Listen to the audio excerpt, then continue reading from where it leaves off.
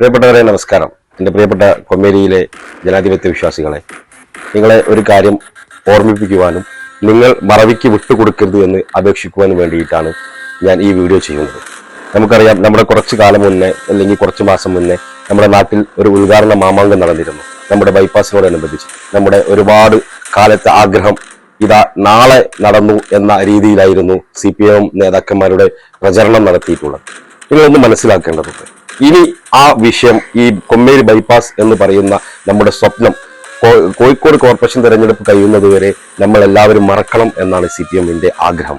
കാരണം അത് വെച്ചിട്ടായിരുന്നു അവർ വിലപേശുവാൻ തീരുമാനിച്ചിരുന്നത്.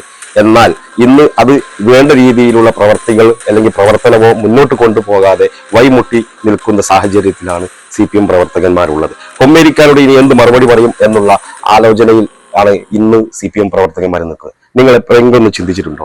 ആ ഉദ്ഘാടനത്തിനെ കുറിച്ചോ അല്ലെങ്കിൽ നമ്മുടെ റോഡിനെ കുറിച്ചോ എന്തെങ്കിലും എവിടെയെങ്കിലും വെച്ച് ഏതെങ്കിലും ഒരു CPM നേതാവോ CPM പ്രവർത്തകന്മാരോ ഈ അടുത്ത കാലത്തായിട്ട് എന്തെങ്കിലും അതിനെക്കുറിച്ച് പറയുന്നുണ്ടോ? ഇല്ല. ഇനി അവരത് പറയുകയില്ല. തിരഞ്ഞെടുപ്പ് കഴിയുന്നത് വരെ കൊമ്മേരി ബൈപ്പാസിനെ കുറിച്ച് അവർ മിണ്ടുകയില്ല. അതുകൊണ്ട് എൻ്റെ പ്രിയപ്പെട്ട കൊമ്മേരിയിലെ ജനങ്ങളെ, കൊമ്മേരിയിലെ നാട്ടുകാരെ, നിങ്ങൾ മനസ്സിലാക്കേണ്ടത് നമ്മുടെ ബൈപ്പാസിനെ മറവിക്ക് വിട്ടുകൊടുത്തുകൂടാ. നമ്മുടെ ബൈപ്പാസ് നമ്മുടെ സ്വപ്നമാണ്. അതിനെ മറവിക്ക് വിട്ടുകൊടുത്ത് CPM നേതാക്കന്മാരുടെ ആഗ്രഹം പോലെ അതിനെ മറവിക്ക് വിട്ടുകൊടുക്കാതെ നിങ്ങൾ അതിനെതിരെ പ്രതിഷേധിക്കുക, അതിനെതിരെ ചോദ്യങ്ങളുമായി മുന്നോട്ട് വരിക.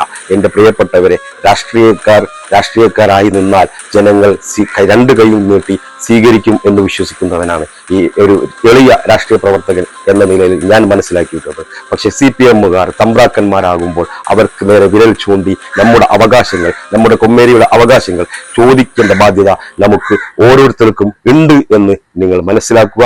നമ്മുടെ ബൈപ്പാസിനെ മറവിക്ക് വിട്ടുകൊടുക്കാതിരിക്കുക.